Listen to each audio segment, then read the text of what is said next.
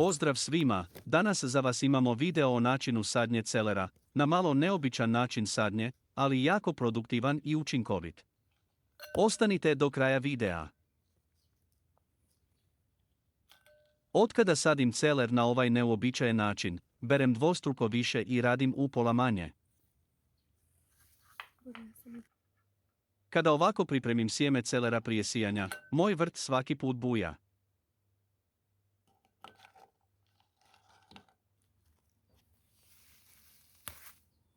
Ubrat ću jednu kesicu koprive. Proljeće je blizu, nova kopriva je krenula da raste, pa je već možete pronaći. Iskoristite to.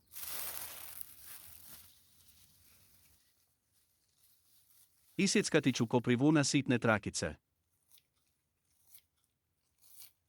Kopriva obiluje azotom, potiče rast i razvoj biljaka, kao i stvaranje klorofila. Biljke koje usvoje organsko gnojivo od koprive su zelenije, čvršće i otpornije, a njihovi plodovi mnogo ukusniji i mirisniji.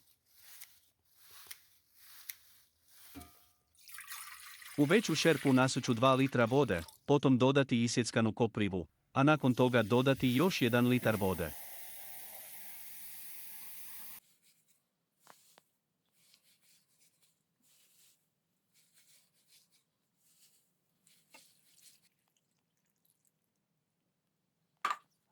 Nakon toga stavit ću da se kuha oko pola sata.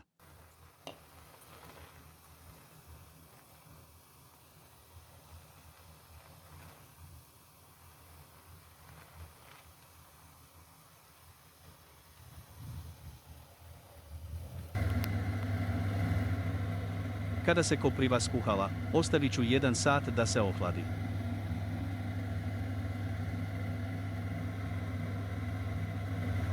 Nakon što se smjesa ohladila, nastavljamo sa daljom pripremom.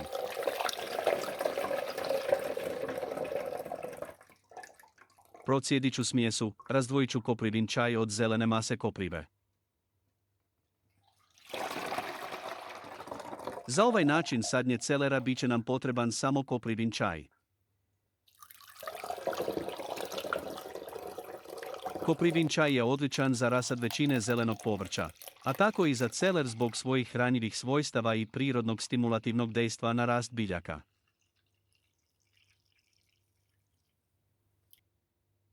Trebat će mi sjemenke celera, posuda za led i koprivin čaj. U svaki odjeljak posude za led stavljam 2 do 3 sjemenke celera.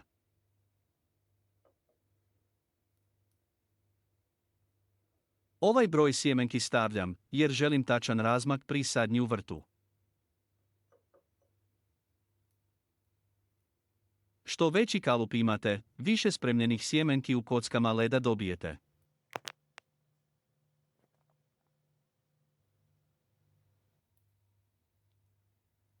Kalup napunim koprivinim čajem i stavim u zamrzivač da se zamrzne.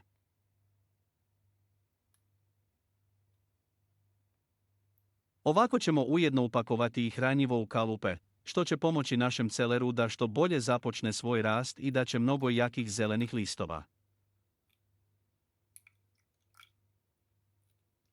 Ovako unaprijed pripremim sadnju kod kuće.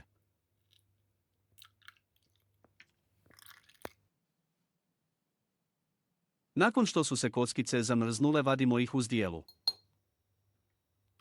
Prije sadnje napišite nam u komentaru odakle nas pratite i gledate, i kako ste zadovoljni dosadašnjim videozapisima na kanalu, i zapratite kanal ako to još niste uradili.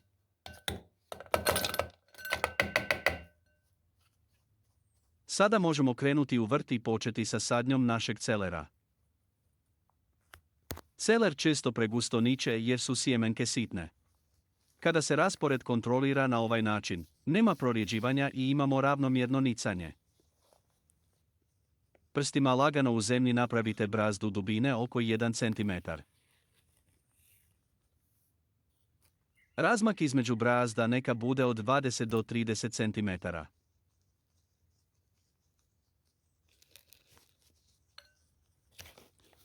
Kockice leda spuštam direktno u brazdu koju smo prethodno napravili.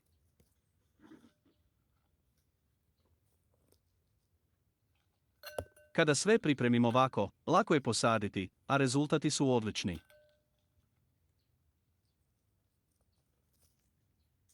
Zamrznuti koprivin čaj daje dovoljnu startnu količinu vode i hranjiva za nicanje i rast. Ne ispire sjemenke i ne stvara blato.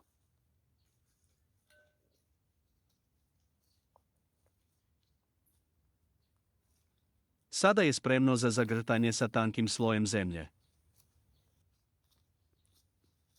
Zemlju ću posipati u tankom sloju. Dovoljno je samo prekriti kockice sa tankim slojem zemlje.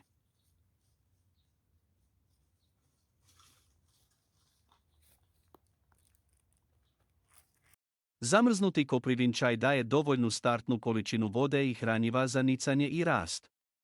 Ne ispire sjemenke i ne stvara blato.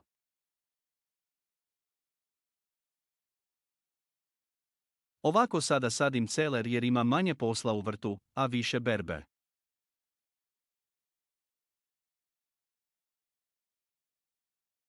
Ako vam se sviđa ovaj video ostavite komentar i like, javite na koji način ste vi posadili vaš celer. Hvala na gledanju dragi prijatelji. Ostajte zdravo.